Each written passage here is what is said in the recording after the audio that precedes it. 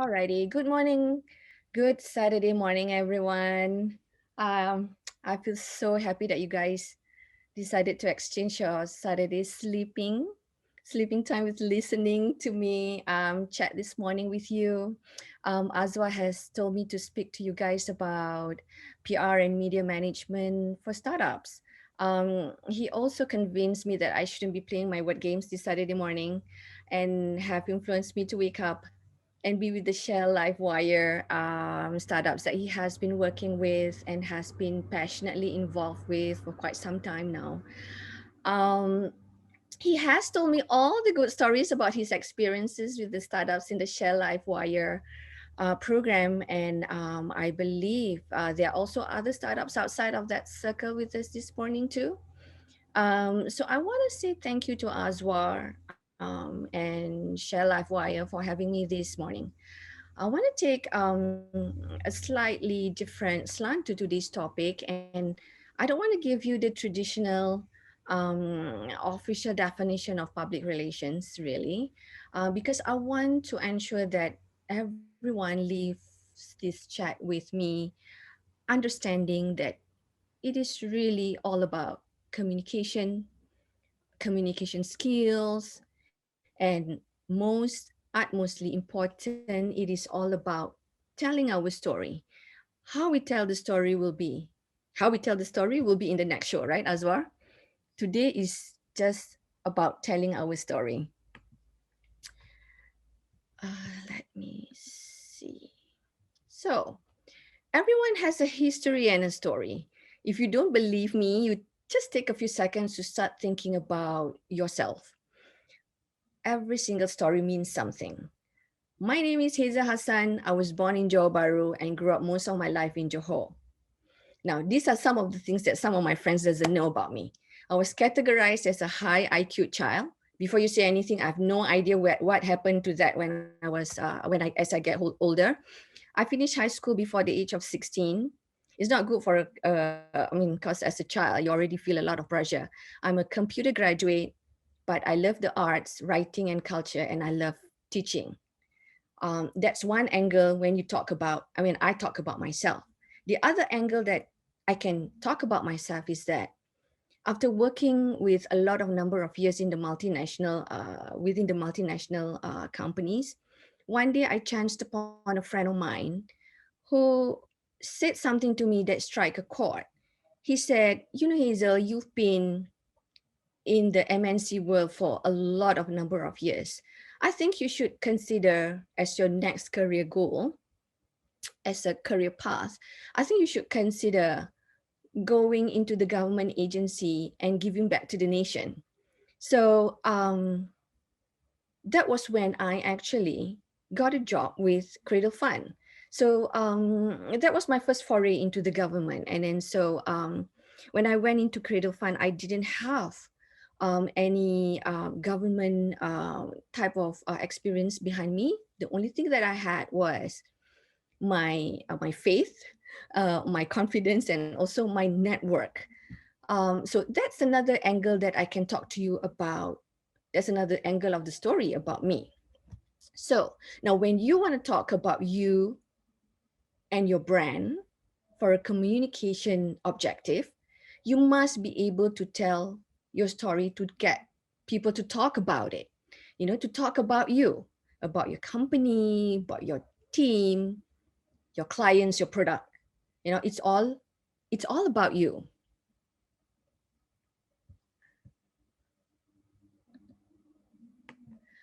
So you guessed it right.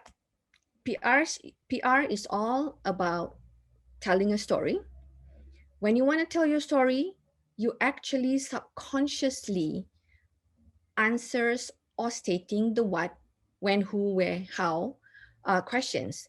Think about that for a bit and start carving those questions in your head and working on the answers to help you tell your story.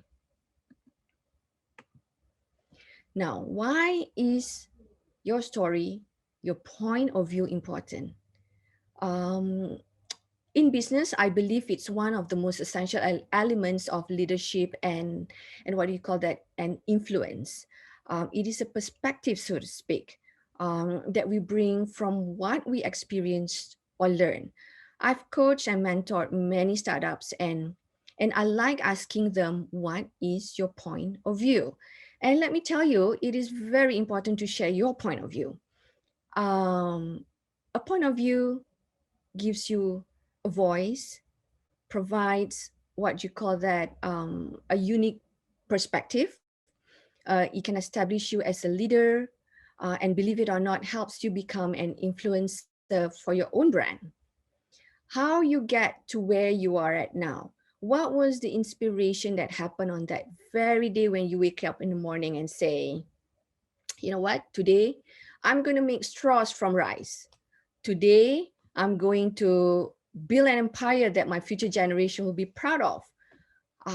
Perhaps today I'm going to help farmers sell in my newly minted online store. So your point of views are priceless in this equation. Sorry, but as always, I had to bring this into my conversation. So Obi-Wan Kenobi one time told Luke Skywalker this. So what I told you was true from a certain point of view. You're going to find that many of the truths we cling to depend greatly on our point of view. So that was Obi-Wan Kenobi talking to Luke Skywalker in Return of the Jedi. Now, before you start telling me you're not important, you're just a startup, you're not anyone, yada, yada, yada, let me stop you right there and let me tell you why I do what I do, why I'm doing what I'm doing. And I'm sure Azuar has this in him too, having known Azuar for a bit. I want to give startups the opportunity to tell everyone their stories. That's number one. I strongly believe it will inspire somebody. Even if you think it will not, I strongly believe it will inspire somebody. I have in my course of work shared a lot of stories, successful stories, sad stories of failures, but these are stories that our great startups have created around the country. So I want them to tell their stories. I want them to tell their stories. I want to tell their stories, and all of you need to tell your stories.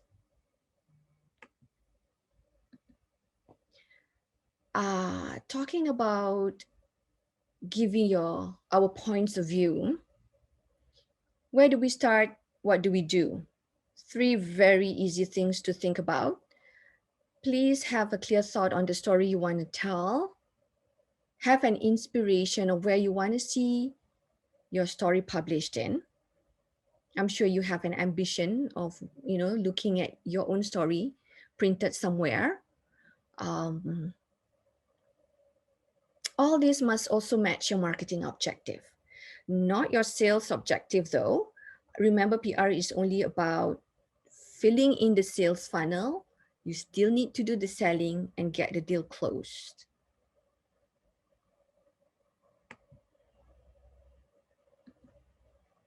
Right.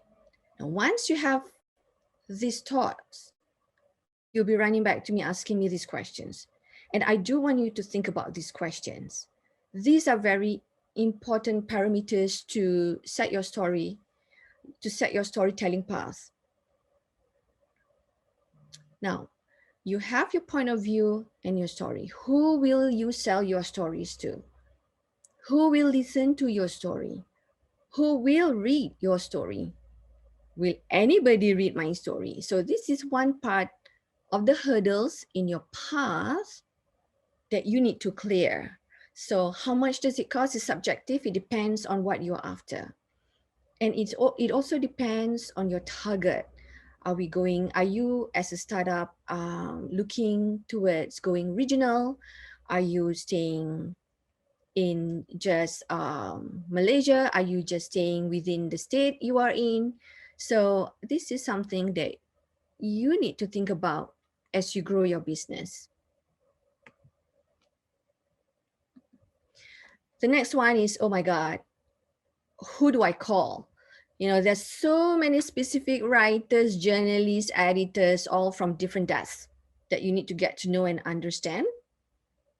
You get you need to get to know and understand what they look out for, and whether my story fits what they want to hear and what they want to write about to their readers who probably want to read my story. You get what I mean? So you have the lifestyle desk, property, education, technology, food. Which ones is your target that will help you tell your story that is relevant to their audience and yours? So building a network of investors are important. Building a network of clients is most important, but building a network of editors and journalist friends are important too. So if you don't have that network, you get help from people like Azuar.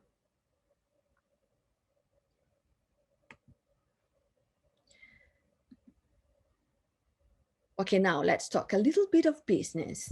Now that you have got your story, you need to prepare your press kits.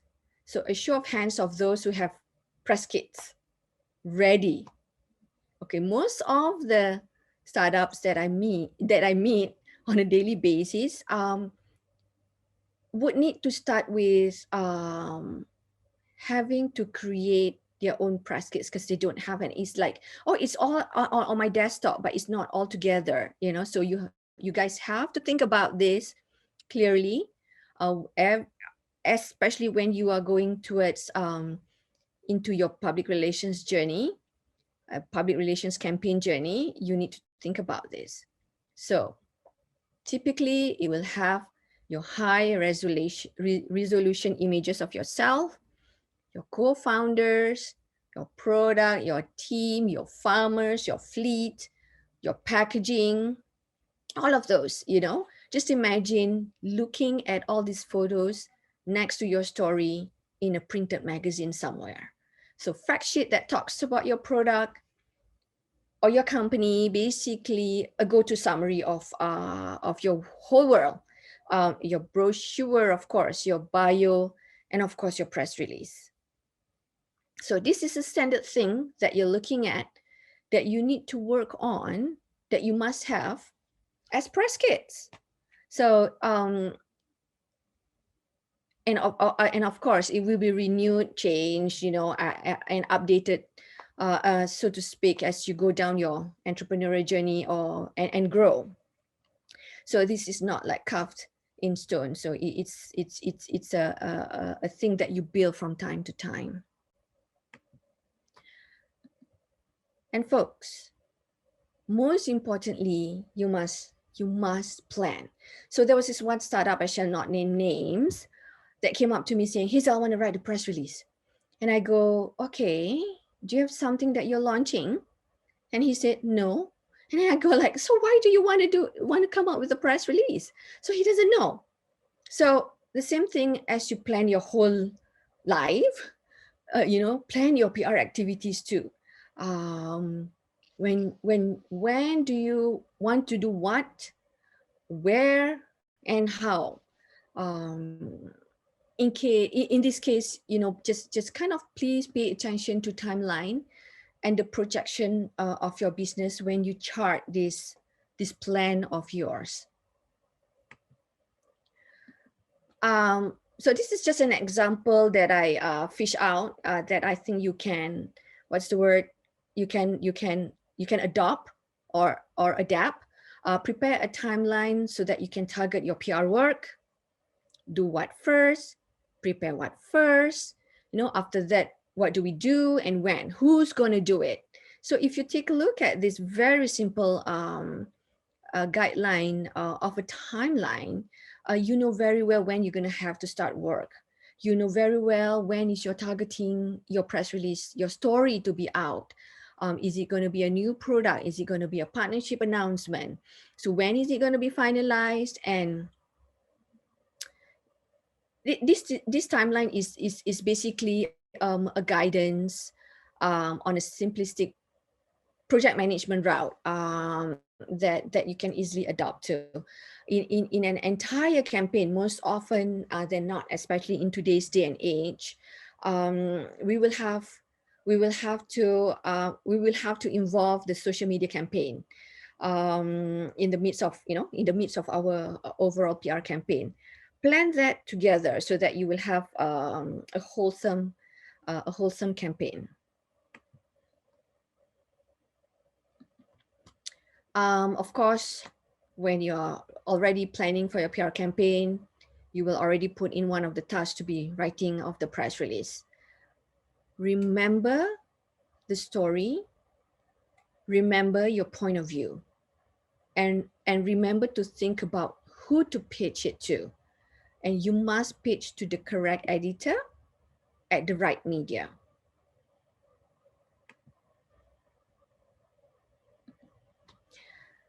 Let me tell you something that I think a lot of us experience, and perhaps some of us doesn't know this, but today securing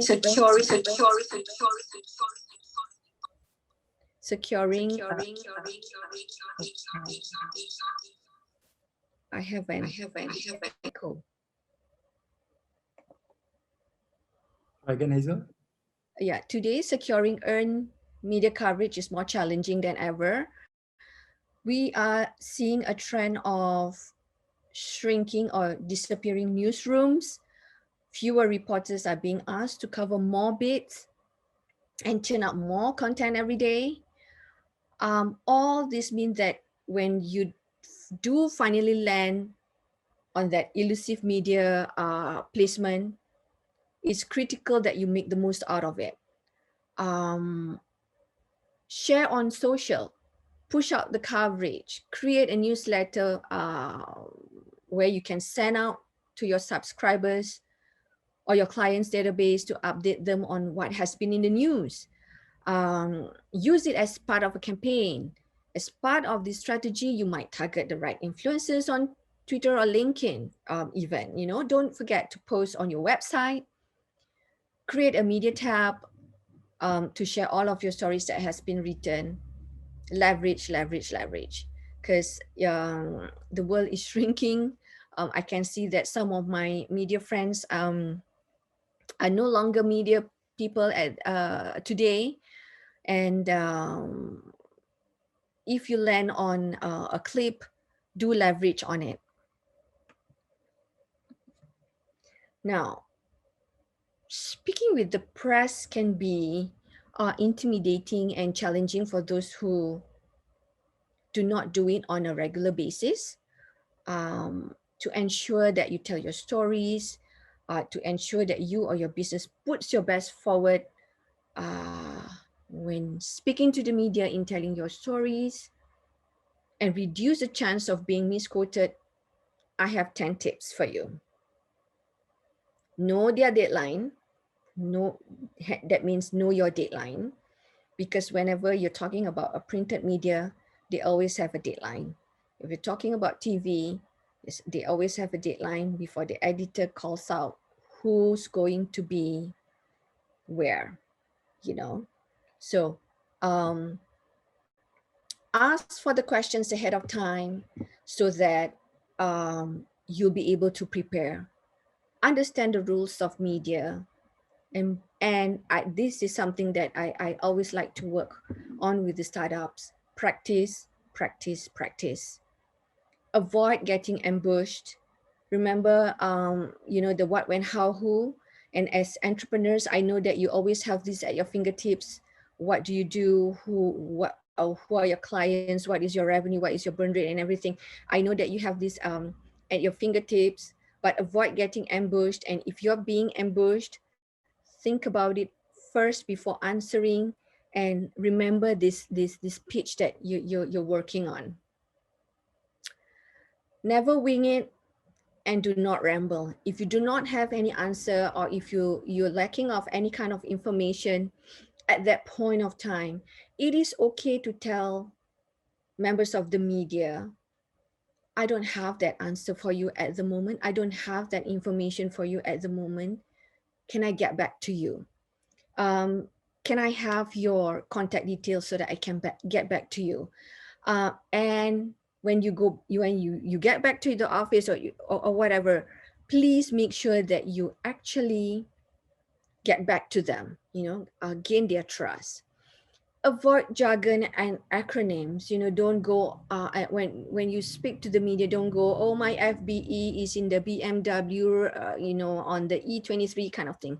So avoid those. They don't understand that only you do. It's your story. And tell the truth, the whole truth and nothing but the truth, so help us God.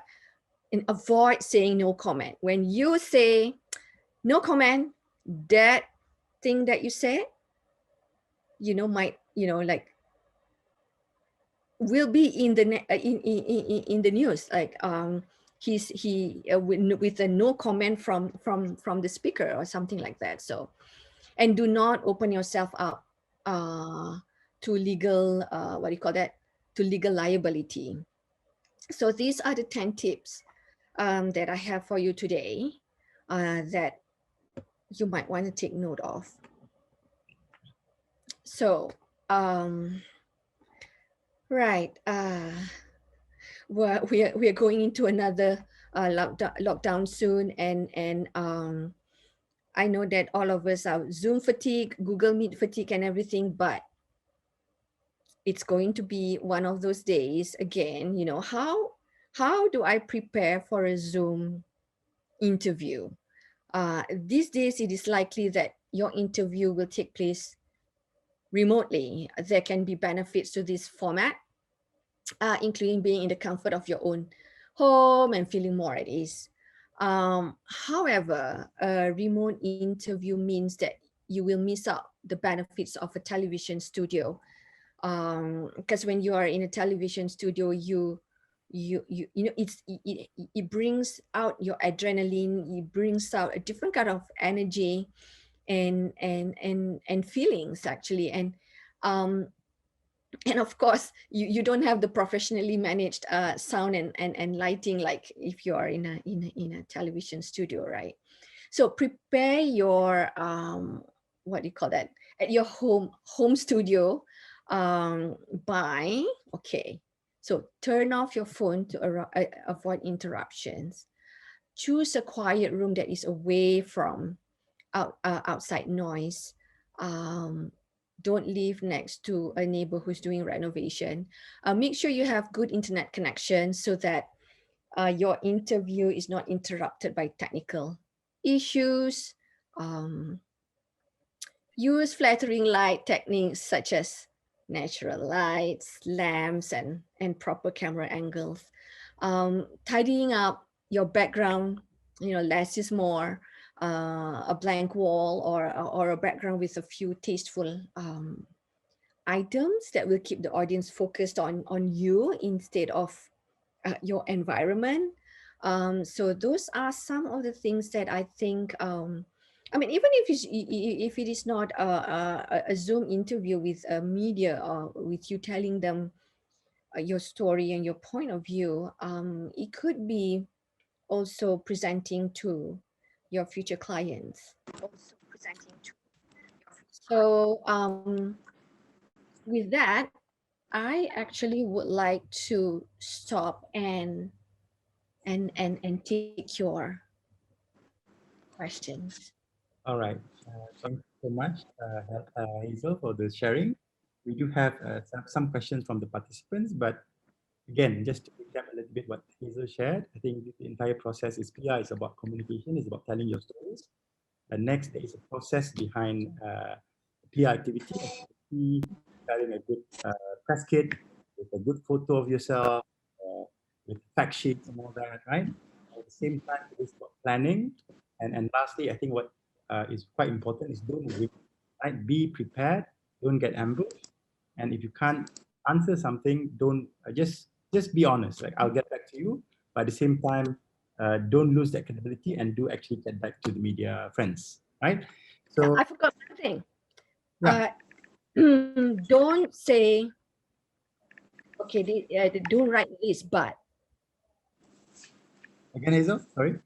don't say things like, when you are being asked a question, like, don't write this, but and offer your This one opinion. off the record. That's one thing to be. Yeah, don't go off the record. This is off the record. There's nothing, there's no such thing with the media as off the record. That Yes, will end up in the headlines. yes. There's nothing wrong with erring on the safe side, right, Hazel? Yeah, and then there are also at times when the media would actually ask for your opinion about your competitor. Yes. Uh, Never say, I mean, the world goes around, right? So always play safe and always play nice, because it's a competitive world, I know, but it's also a friendly world. So we don't want whatever that we say end up in a printed magazine somewhere, and it will last for years and years. All right. Hazel, we have a question coming all the way from Muka, right? This is our LiveWire winner for 2019, Asfa Tommy. He's a tech company dealing with all sort of things from VR to mobile apps, right? So his question is, I don't really know about VR stuff. I don't blame Asfa. I don't know a lot about engineering stuff. So we're here to help each other. So his question is it good for someone like him, a business like him, who's maybe more knowledgeable in the more technical engineering aspect, to go for a PR firm, help them with PR at a very early stage of their business? And should they set a budget for this? Any tips, Hazel? Yeah. So startups, of course, range from all the way from technology, technopreneurs, right up to social entrepreneurship, right? So, like I said earlier, everybody needs to tell their story, and everybody has their point of view.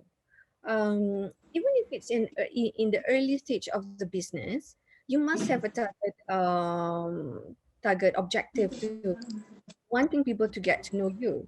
Is it because you're trying to announce of a new partner, or are you trying to seek partners to be on board with you, or it's a new service that you want people to get to know of, and I think it is a good avenue for you to venture into, to take a look at what public relations can do for you.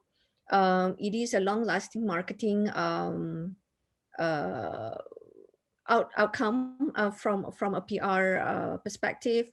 And yes, typically there is a small budget to it, especially if you are looking towards using a freelance PR person, or engaging a boutique PR agency. You probably need somebody to take a look at how to craft out your press release, and probably somebody to help you to take a look at how to target which media to target your stories at, and probably also, you not necessarily just because you're an engineering startup, you will only be looking at the technology desk. It could also be business, and if your kind of business impact our daily lives, it could also be lifestyle. All right.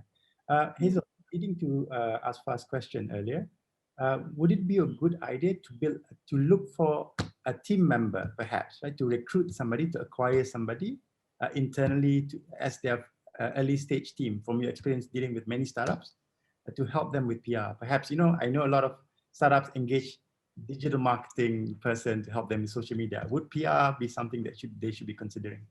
Yeah. It depends on budget, of course, boils down to that. But it does help to get a well-rounded person. And I think nowadays, if I were to take a look at some of the modules from our local universities, they do have communication skills that comprises of, so when they graduate, they actually have that ability to do public relations, as well as your digital marketing. So as a startup, perhaps that's something for you to take a look at. Of course, obviously, if you were to take a fresh graduate on board, their network will not be as extensive as an experienced one. But that's something that you can build. Like like what I said earlier, that's something that everybody can build, because everybody build networks every day. Network with the investors, network with your clients, and building networks with the journalists and editors is actually an added advantage. So it will help. And at the same time, if you have an extra budget, probably you can also engage and outsource to help you handhold your internal PR, unless if you have no problem with budget and you would like to actually hire an experienced person. All right. Next question is from Hazik. Hazik is asking, Hazik is also one of a winner for 2017. He's also, I think, a runners-up or one among the winners for the Shell LiveWIRE Top 10 Global Competition. So his question is, we startups, we are just a humble startup. How can we convince the media to share our story on top of maybe, the Grab or Tokopedia of the world? It's a good question. Yeah, it's a good question. I have worked with startups that I've never heard before and that nobody have heard before. It's all about how you craft your story, and it's all about how you pitch to the media and to the right media, right? So I don't know whether you guys have heard about a startup that's called Pullman. So they are a bunch of engineers. What they do is that they create apps on the mobile app. Like if your vehicle is tall on the highway or something like that, you have a breakdown, then you just go to the app and choose a workshop, right? So when I say that to you probably think, oh, it's just another app. Oh, it's just an app like when my car break down. You call a workshop or you call a mechanic to that. But see, the thing is that when we spoke to NST, when we spoke to New Straits Times, we spoke to the editor um, of tech. Now, in New Straits Times, the tech editor sits in the lifestyle division. So, what we pitched to him was how the two of the co-founders actually met, what happened to them that actually made them actually create that app. So the story goes like a long way when they were actually back in school. They have always been friends from high school and da, da, da. So like I say, it's how you craft your story, and there's a lot of versions of stories. Even if you just like stop thinking about yourself, right?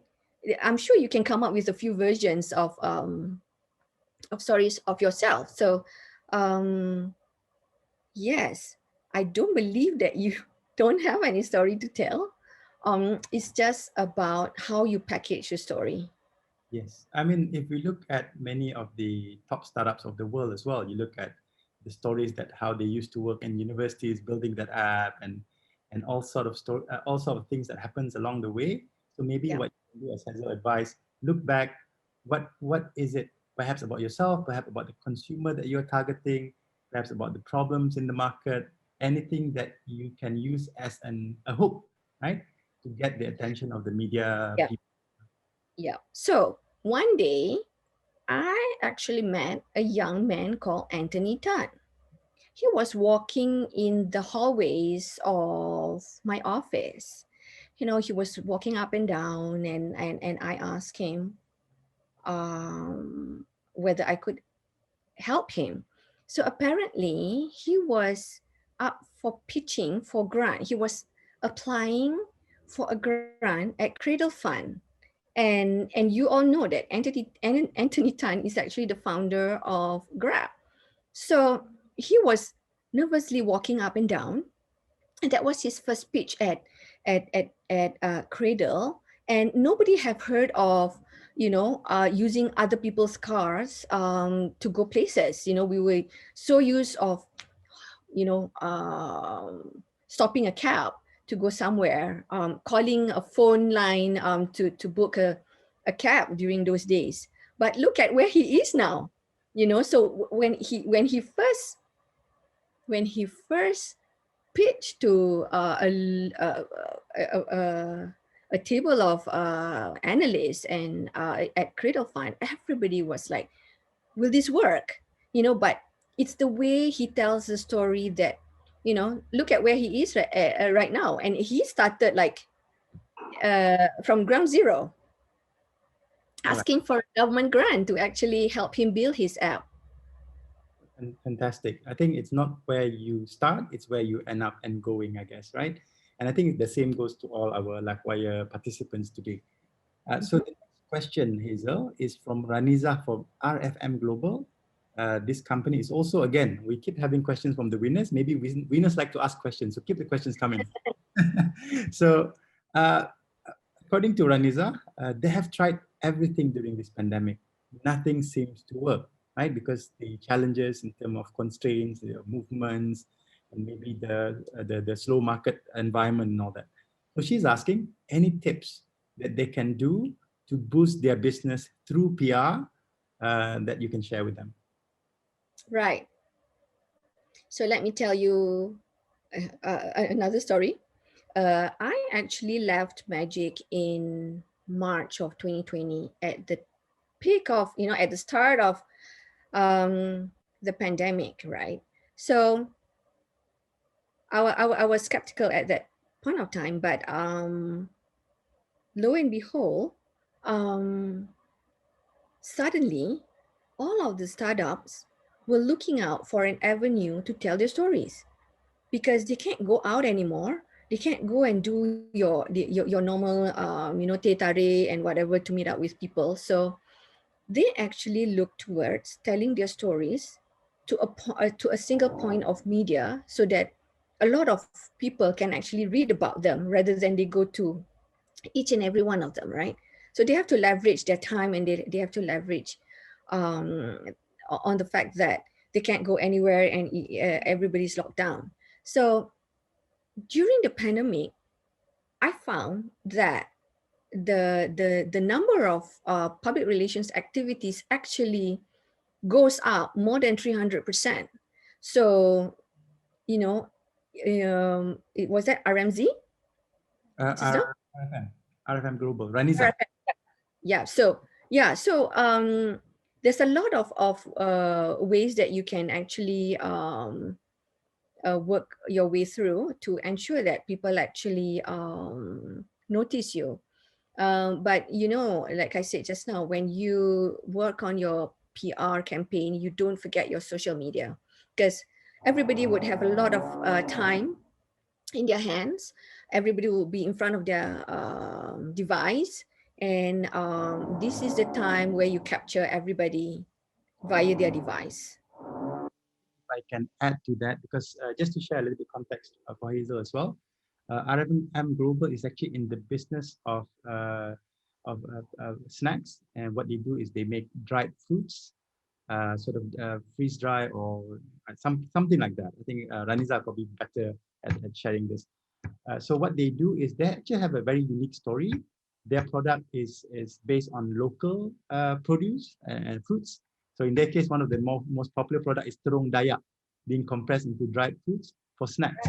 So perhaps from PR perspective, just to share a very practical idea, maybe you can look at something along the line of lockdown, people missing their hometown, things like that. So they can have a bit of that flavor all throughout the time that they spend at home, perhaps, right? So it's about creating that story, creating that how do you present the story as well, that it captures the imagination of people, not just the media, but also now social media as well. Mhm. Yeah, totally. If I can share a little bit, if you talk about media, there's the own media, your own website, your own pages and all that.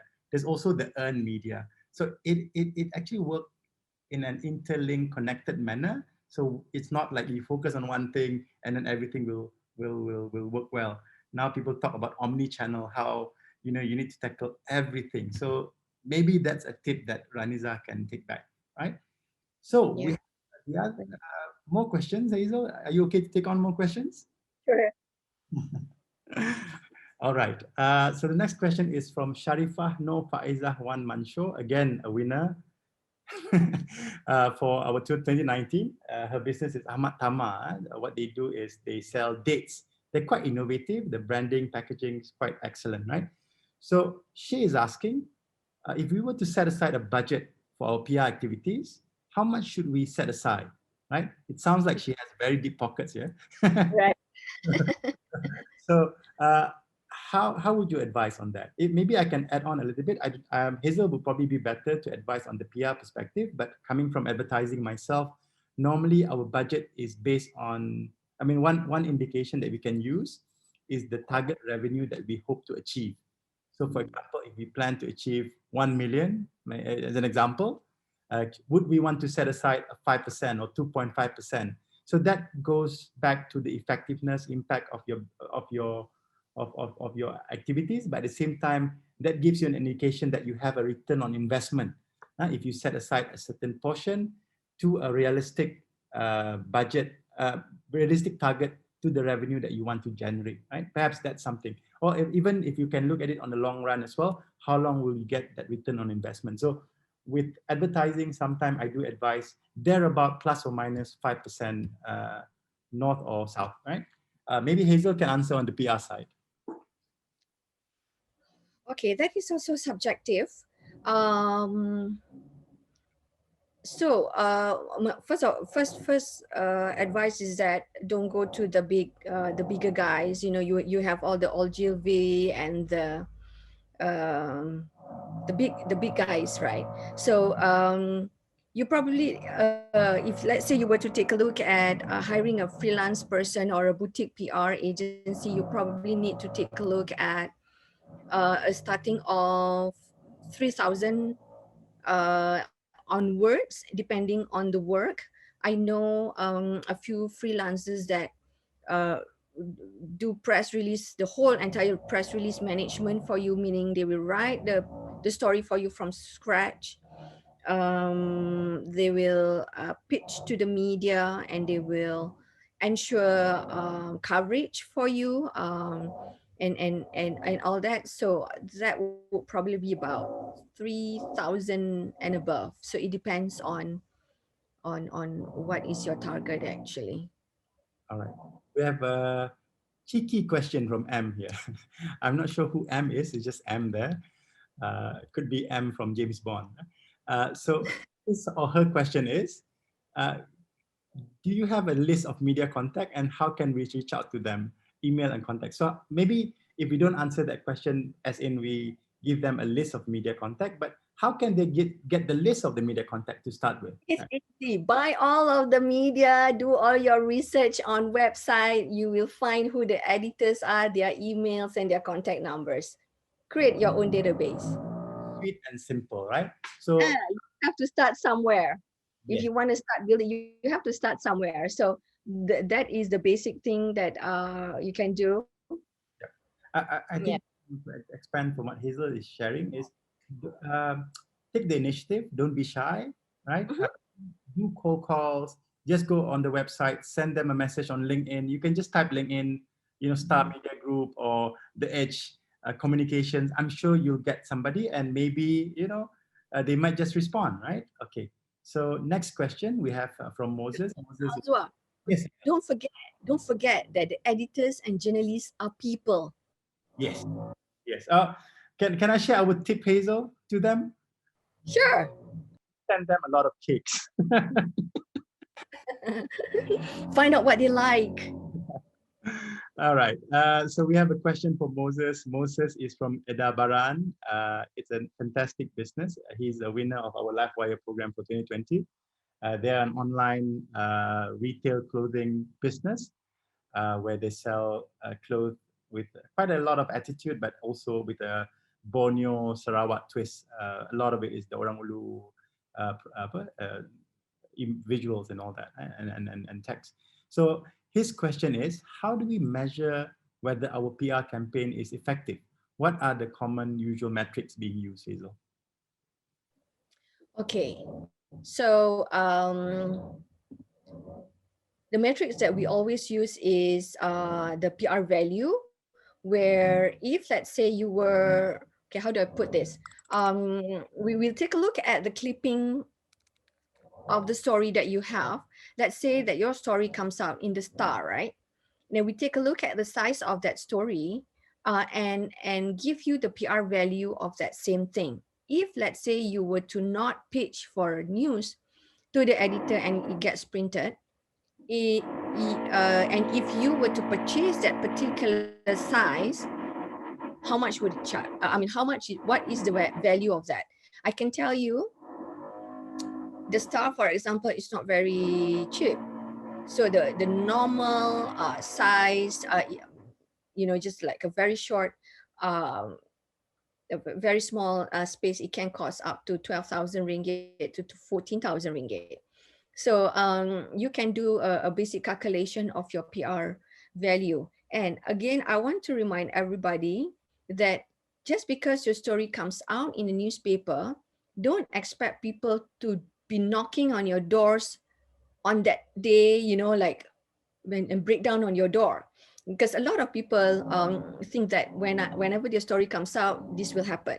But most often than not, they will get one, two, three, four of a very quality call. I can share you a story from Vector Labs. They're an engineering team. They talk about IoT, they talk about LoRa, they talk about smart cities, smart lights, and things like that. And you guys would think, how do you package that into a story, right? So when they win a deal, it wasn't really a very good a very huge deal, but we made a story out of it, in terms of creating awareness of what actually they can contribute towards the building of a smart city of a suburban, right? So from there, this story came out, and from there they had calls from Perbadanan Putrajaya, they had calls from Petronas that was asking them to partner with them on projects. So those can be your can be set as a guideline lah, I would say. I think measurements are quite interesting. I think especially now with the availability of data and all that. Just to recap what Hazel shared just now, you can look at the value from the that baseline, that if you have to pay for your content to get into the Star, how much would it cost? And through a more, I guess, less of a buying approach, where you do your PR, you get your press releases published, that will be the value of the content that you're getting, right? Other type of measurement is, of course, how often do you appear on media? You can also list the type of media. I work with Hazel a lot, and I learn a lot from her as well.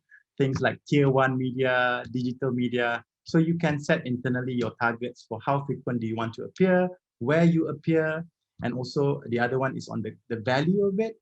And also another way that I think is quite useful, because ultimately it's about reaching people, it's about shaping minds, shaping perception, is how many people would you have been able to reach through that media. Say if you go on one publication, they have 100,000 readership and all that, then you can measure from the reach perspective or metrics as well.